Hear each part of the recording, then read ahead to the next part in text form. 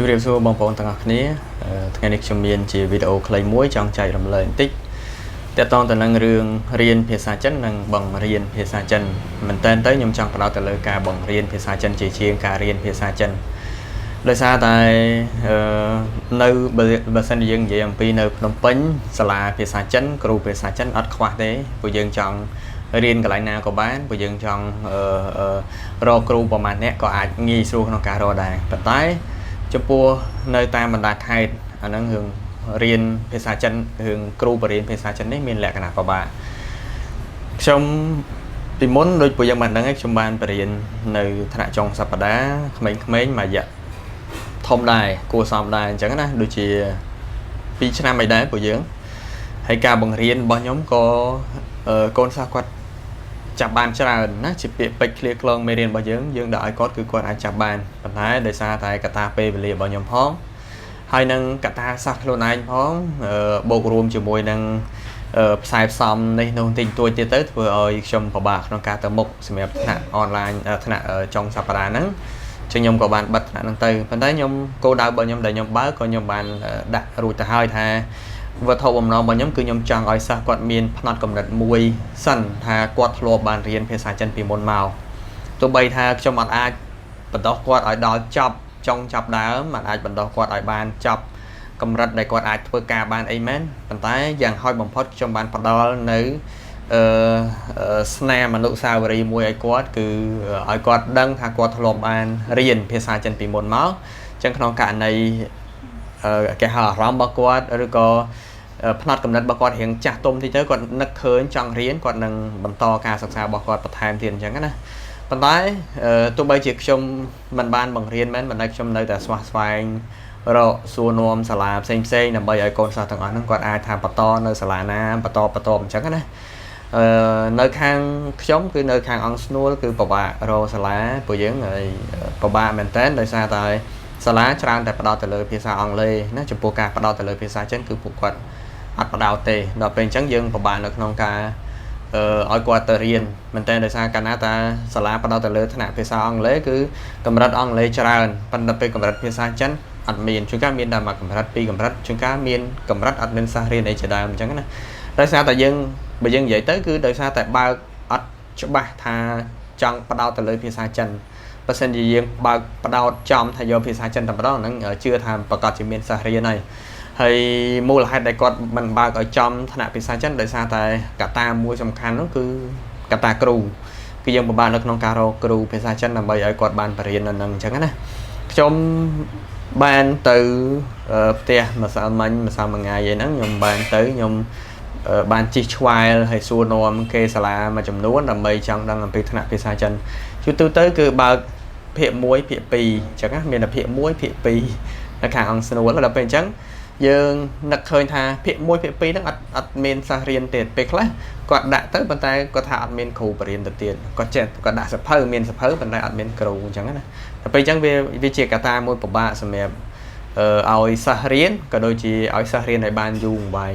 ប៉ុន្តែបើឡើងមកខាងបែកចានណាសម្រាប់គ្នាយើងដែលនៅតាមបណ្ដោយផ្លូវជាតិលេខ4យើងស្គាល់ហើយអង្គស្នួលបែកចានកំបូលអីហ្នឹងណាអញ្ចឹងបើមកខាងបែកចានសាលាដែលអាចថាបង្រៀនអាចបានយូរឆ្នាំអាចបានដល់5 6ឆ្នាំបើថាពួកយើងនៅតស៊ូណា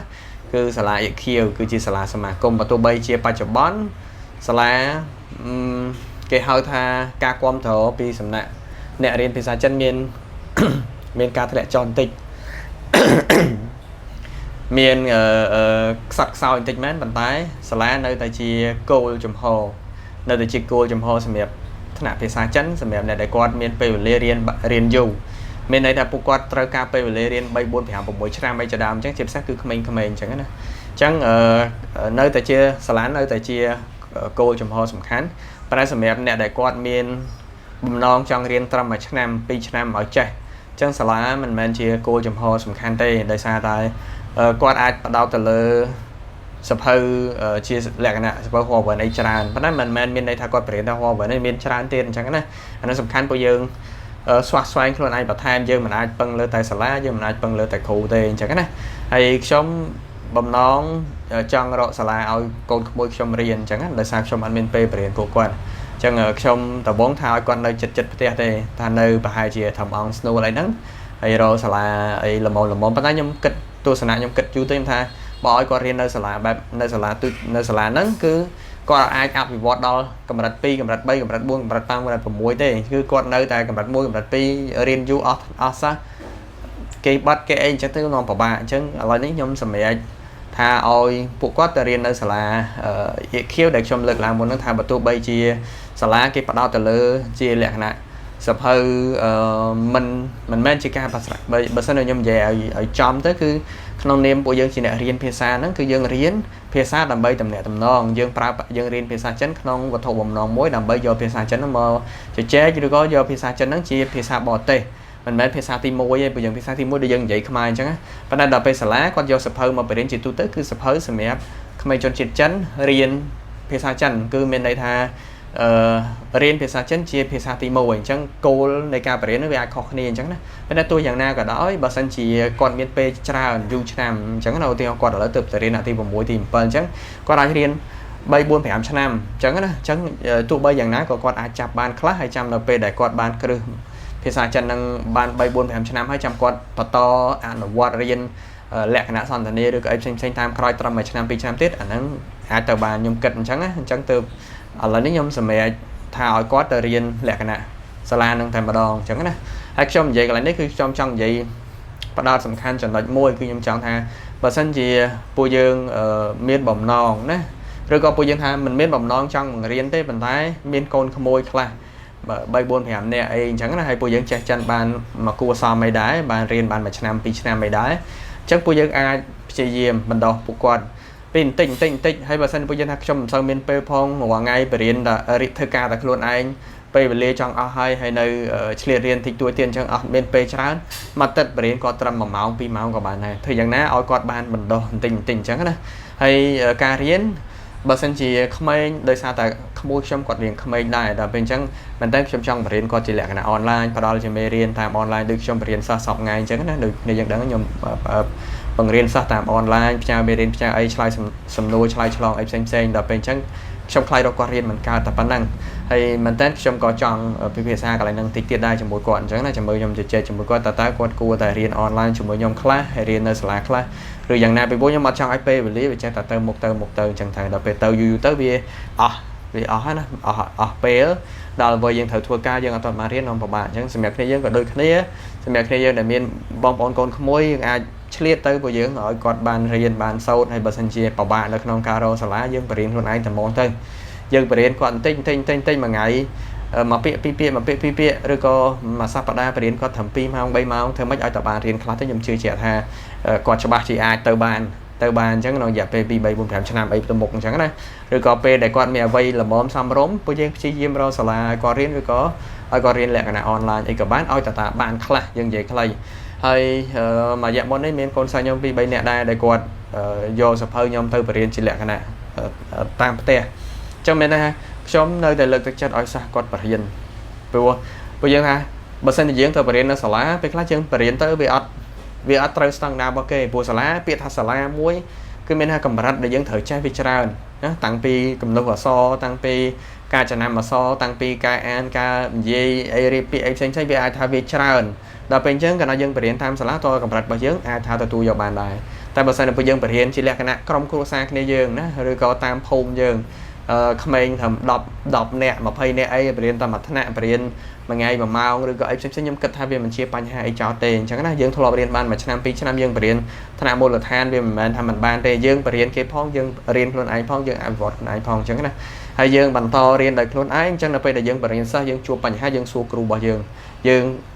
មិនមែនមានន័យថាយើងឈប់រៀនទេបើសិនជាយើងឈប់រៀនហើយយើងបរៀនសិស្សពេលខ្លះយើងជួបបញ្ហាយើងពិបាកនៅក្នុងការដោះស្រាយនៅក្នុងការស្វែងយល់អីផ្សេងអញ្ចឹងប៉ុន្តែបើសិនជាយើងរៀនខ្លួនឯងដែរអញ្ចឹងគឺងាយស្រួលនៅក្នុងការដោះស្រាយបញ្ហានៅពេលដែលយើងបរៀនណាសង្ខេបមកវិញអ្វីដែលខ្ញុំចង់និយាយក្នុងវីដេអូនេះគឺខ្ញុំទី1ខ្ញុំចង់ជំរុញលើកទឹកចិត្តឲ្យពួកយើងបដោតណាទៅលើការបង្រៀនខ្លះទៅបើសិនជាពួកយើងមានពេលឆ្លៀតឲ្យបានបើសិនជាមិនអាចបរៀនសាលាបានពួកយើងបរៀនជាលក្ខណៈក្រុមគ្រួសារយើងជាលក្ខណៈភូមិឋានរបស់យើងទៅអានឹងជាចំណុចសំខាន់ពីពួកគ្រូភាសាចិនគឺពិបាករកមែនតើណាខ្ញុំទៅ nâng trong tờ xua xả lá bị bấy sao tại bài nâng sao tại còn lực lá cứ được nia của bà rô kru bị xa chân hay miền khá nó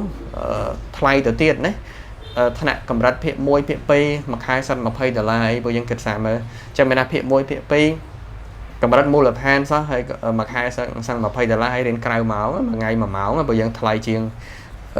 nó sang vậy thay chiêng đập Phnom Penh chứ đó nè mà Phnom Penh mặc hai đọc đờ la mặc hai đọc pi đờ la đọc bay đờ la mình đọc $5 តាមសាលាខ្លះអាចច្រើនជាងហ្នឹងគេគិតជាវគ្គអីផ្សេងៗអញ្ចឹងណាប៉ុន្តែនៅតាមខេត្តអាហ្នឹងវាអាចថាលក្ខណៈផ្សេងប៉ុន្តែទោះយ៉ាងណាក៏ដោយមានភាសាយើងអត់ដែរណាហើយប៉ុន្តែដល់ពេលយើងសួរទៅជាការសាស្ត្រ2នាក់3នាក់អញ្ចឹងណាអញ្ចឹងយើងពិបាកមែនតើអញ្ចឹងចូលរួមទាំងអស់គ្នាព្រោះយើងចេះច្រើនចែកម្លែកច្រើនចេះតិចចែកម្លែកតិចហើយមានសមត្ថភាពអាចបរៀនសាលាយើងបរៀននៅសាលាមានសមត្ថភាពមិនមានសមត្ថភាពបរៀននៅសាលាយើងអាចបរៀននៅផ្ទះយើងអាចបរៀនបងប្អូនកូនក្មួយរបស់យើងហើយបណ្ដោះពួកគាត់ទៅហើយកុំភ្លេចណាបរៀនគេយើងត្រូវរៀនខ្លួនឯងដែររៀនខ្លួនឯងនៅសាលាក៏បានរៀនខ្លួនឯងតាមអនឡាញក៏បានតាម Zoom តាមអីចឹងទៅណាហើយបើសិនជាមានបំណងចង់រៀនតាមអនឡាញហើយចង់ស្វែងយល់អំពីថ្នាក់អនឡាញរបស់ខ្ញុំអានឹងអាចជជែកជាមួយខ្ញុំបន្ថែមទៀតបានអញ្ចឹងណាហើយខ្ញុំចំពោះសិស្សដែលគាត់កំពុងតែបរៀនសិស្សគឺខ្ញុំជ្រុំជ្រែងឲ្យតែថាគាត់មានចម្ងល់រឿងថាការបរៀនយ៉ាងម៉េចមិនខ្ញុំចេះច្រើនទេប៉ុន្តែបទពិសោធន៍របស់ខ្ញុំនៅក្នុងការបរៀនក៏គួរសមហើយខ្ញុំបានរៀបចំឯកសារបរៀនសភៅអីផ្សេងយើងធ្លាប់រៀបចំចងក្រងអីខ្លះអញ្ចឹងណាដល់ពេលអញ្ចឹងយើងមានបទពិសោធន៍ក្នុងការចែករំលែកចំណុចទាំងអស់ហ្នឹងអញ្ចឹងបើសិនជាសិស្សមានបញ្ហាទៅលើការបរៀនខ្ញុំរីករាយនឹងចែករំលែកបើសិនជាសិស្សខ្វះឯកសារទេខ្ញុំរីករាយនឹងជួយស្វែងរកណាដូចជាគ្នាយើងខ្លះក៏សួររក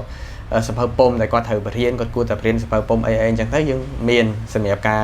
ផ្ដល់ជាយោបល់ប៉ុន្តែចំពោះការទៅទិញអីហ្នឹងអាហ្នឹងតើសិស្សគាត់សម្រាប់ខ្លួនឯងព្រោះឯកសារខ្លះសភៅខ្លះនៅខ្មែរយើងមានលក់សភៅខ្លះទៀតគឺអត់ទេយើងត្រូវទិញពីចិនមកអញ្ចឹងទៅព្រោះខ្លះទៀតនៅតាមរោងពុំគាត់អាចថាមានសេះសអីអញ្ចឹងទៅគាត់ copy ឲ្យយើងឲ្យតែ